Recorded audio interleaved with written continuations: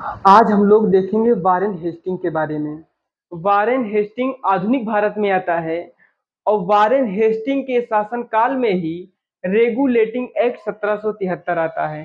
तो आज हम रेगुलेटिंग एक्ट 1773 की विस्तृत जानकारी लेंगे। तो एक हेडिंग डालते हैं, रेगुलेटिंग एक्ट।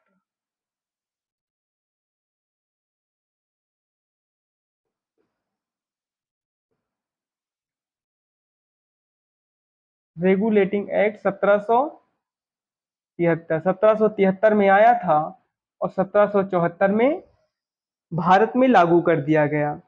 तो रेगुलेटिंग एक्ट में कौन कौन सी बातें हुई थी, क्या क्या लिखा था, इसको आज हम विस्तृत रूप से देखेंगे। तो देखते हैं नंबर एक, रेगुलेटिंग एक्ट 1773 में ये लिखा था कि अब बंगाल के गवर्नर को बंगाल का गवर्नर जनरल बना दिया जाए। तो पॉइंट नंबर एक, बंगाल के बंगाल के गवर्नर को गवर्नर को बंगाल का बंगाल का गवर्नर जनरल बना दिया जाए। गवर्नर जनरल बना दिया जाए।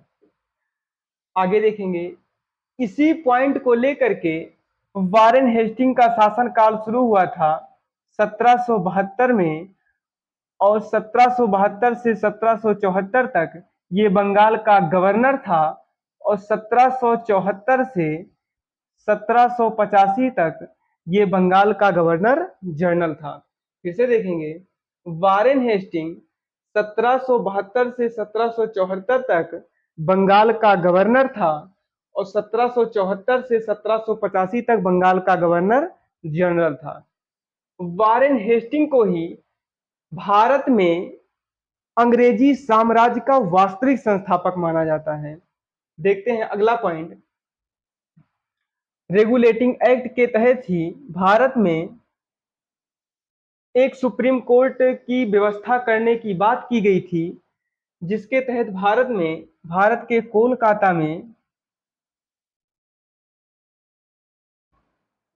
कोलकाता में एक सुप्रीम कोर्ट की व्यवस्था की गई, जिसके प्रमुख मुख्य न्यायाधीश थे, प्रथम मुख्य न्यायाधीश थे, जिनका नाम है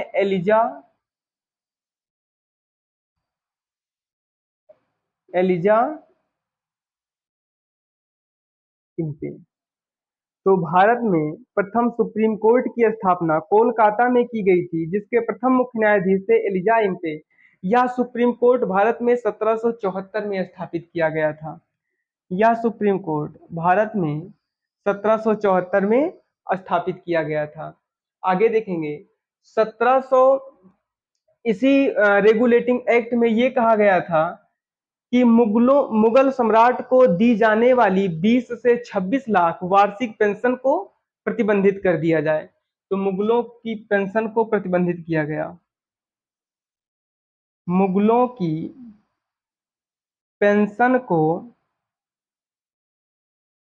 को प्रतिबंधित किया गया। प्रतिबंधित किया गया। मुगलों को पेंशन दी जाती थी 20 से 26 लाख वार्षिक। इसी रेगुलेटिंग एक्ट के तहत से प्रतिबंधित कर दिया गया। आगे देखते हैं, इसी वारेन हेस्टिंग के शासनकाल में ही 1781 से 1792 में इसी बीच में बनारस में एक संस्कृत विश्वविद्यालय की स्थापना की गई। वाराणसी में एक संस्कृत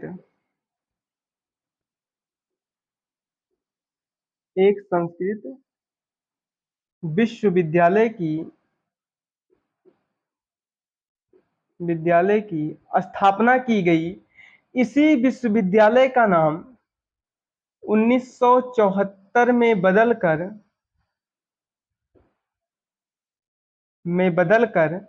डॉक्टर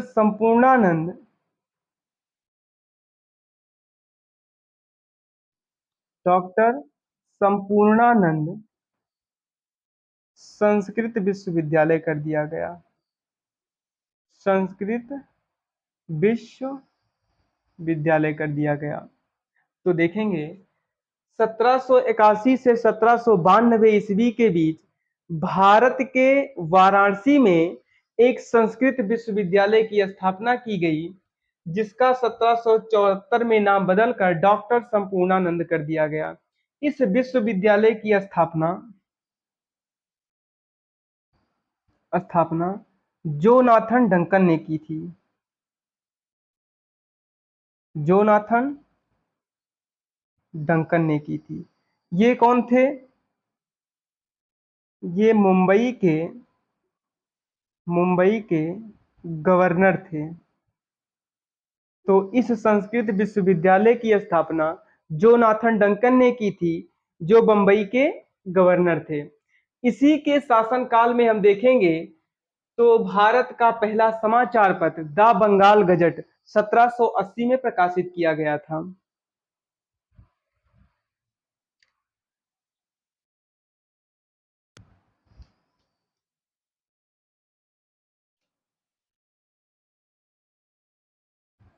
वारेन हेस्टिंग के शासनकाल में ही 1784 में द बंगाल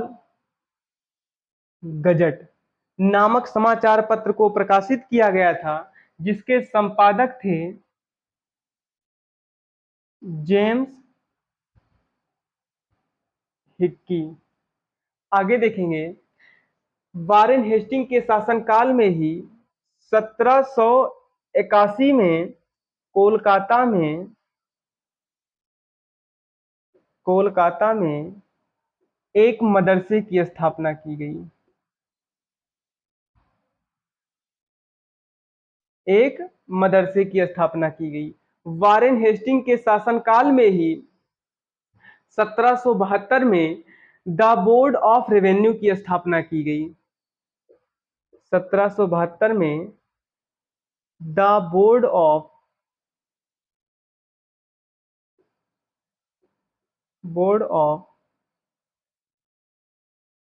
रेवेन्यू की स्थापना की गई। तो वारेन हेस्टिंग को ही ये पॉइंट पूछा जाता है कि भारत में अंग्रेजी साम्राज्य का संस्थापक कौन था या वास्तविक संस्थापक कौन था। तो भारत में अंग्रेजी साम्राज्य का वास्तविक संस्थापक वारेन हेस्टिंग है। भारत में अंग्रेजी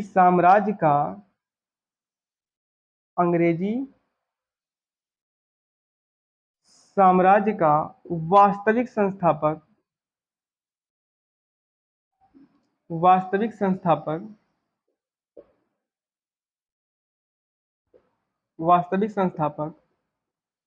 वारेन हेस्टिंग था।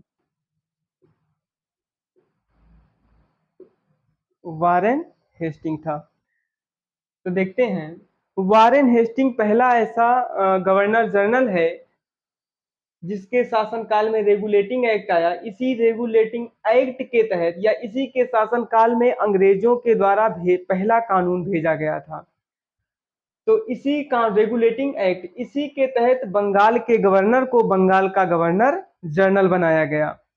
इसी वारेन हेस्टिंग के शासनकाल में ही दो लोग हैं जिनका नाम है मोहम्मद रजा खां और राजा सिताब राय। ये दो लोग उप दीवान थे जो टैक्स को वसूलते थे। इनका पद समाप्त किया गया।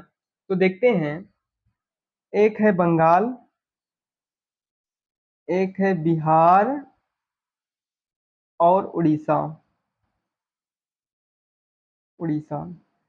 तो बंगाल में जो उप दीवान थे जो टैक्स वसूलते थे उनका नाम है मोहम्मद रजा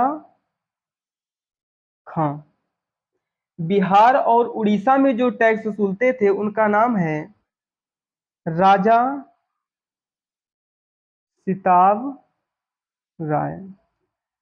इन दोनों के पद को वारेन हेस्टिंग ने समाप्त कर दिया। उप दीवान के पद को वारेन हेस्टिंग ने समाप्त कर दिया। इसी के शासनकाल में ही पिट्स इंडिया एक्ट भारत आया था 1784 ईस्वी में।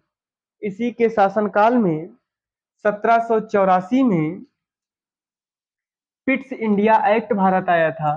देखते हैं 1784 में Pitt's India act Pitt's India act act Bharat आया था। इस एक्ट में यह कहा गया था, पिट्स इंडिया एक्ट में यह कहा गया था कि अब भारत के सभी व्यापारिक मामलों पर नियंत्रण सीधा ईस्ट इंडिया कंपनी का होगा। तो देखते हैं इसी एक्ट के तहत यह कहा गया था कि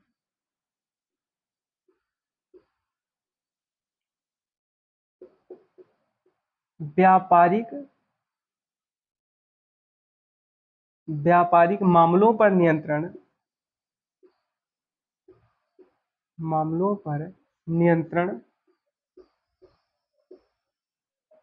नियंत्रण अब ईस्ट इंडिया कंपनी करेगी। तो 1774 में पिट्स इंडिया एक्ट भारत आया था। इस एक्ट में यह कहा गया था कि अब भारत के सभी व्यापारिक मामलों पर सीधा नियंत्रण करेगी कौन? East India company. तो अगर आपको यह वीडियो समझ में आया हो तो आप हमारे चैनल को लाइक करें, सब्सक्राइब करें।